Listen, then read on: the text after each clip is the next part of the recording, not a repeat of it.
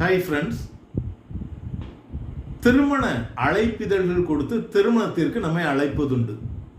திருமண அழைப்பிதழிலே மணமக்களை குடும்பத்தோடு வரை இருந்து வாழ்த்தி அருள வேண்டுகிறோம் என்று அழைப்பதுண்டு. ஆனா அதனுடைய நோக்கத்தின்படி நாம் சொல்கிறோமா? நேற்று ஒரு கல்யாண வீட்டுக்கு போயிருந்தேன். நல்ல கூட்டம். எங்க? சாப்பிட்ற இடத்துல. மணமக்கள் அமர்ந்திருக்கும் மேடைக்கு சென்றா அங்க சேர்ஸ் நிறைய கிடக்கு, மணமக்கள் மட்டும் மேடையில் இருக்காங்க.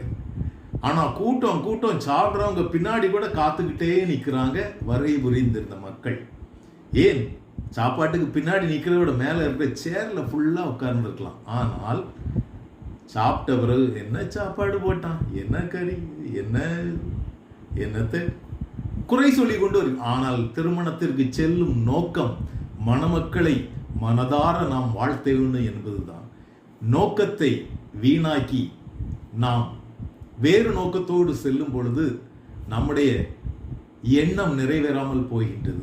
எனவே திருமண இல்லத்திற்கு செல்லும் பொழுது மணமக்களை வாழ்த்த வேண்டும் என்கின்ற குறிக்கோளோடு செல்வோம். சாப்பாட்டிற்கு அடுத்த இடம் கொடுப்போம். நன்றி.